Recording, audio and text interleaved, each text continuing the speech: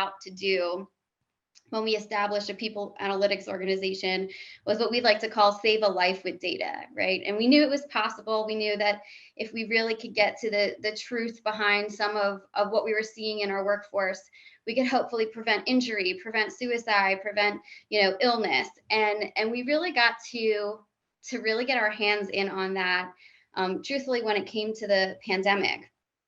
And one of the things that we did, CBP has over 650 locations across the country that from where we operate. When everyone else went home for after the world closed down for the pandemic, our frontline folks did not. They had to still show up at the borders. They had to still show up at airports and seaports, and we had to do what we could to keep them safe.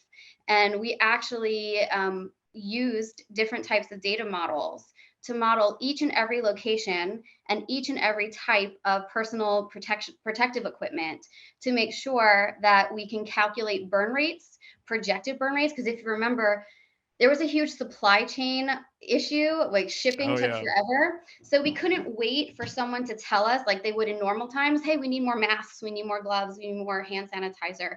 We had to know ahead of time where people were going to burn and which type of PPE was going to burn quickest at each different location across 650 locations. So we built a data model, we built dashboards to actually calculate all of that for us, so that not only were we able to ensure that each location had the protective equipment they needed, but we were also able to calculate how much excess we would have. And we were able to share that excess not only with TSA, who was in desperate need of some of the PPE, but also at the time, New York and New Jersey was the epicenter of the pandemic. And we were actually able to supply hospitals in those locations with some of our excess PPE to help protect their nurses and their staff. So that's kind of one of those projects that just will always stick with me, because that's a really good example of, you think that you're just one little HR person that has some data, and the far-reaching impacts of one little HR person, or in this case, it was three members of my team, were able to do in order to help save people's lives potentially, or at least keep them safe as much as possible while they were on the front line. It really sticks with me today. And I think it's a really meaningful piece of work.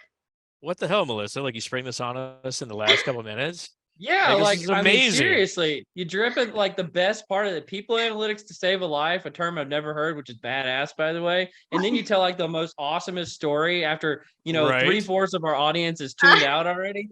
Come on. Well, in editing, just rework it in editing.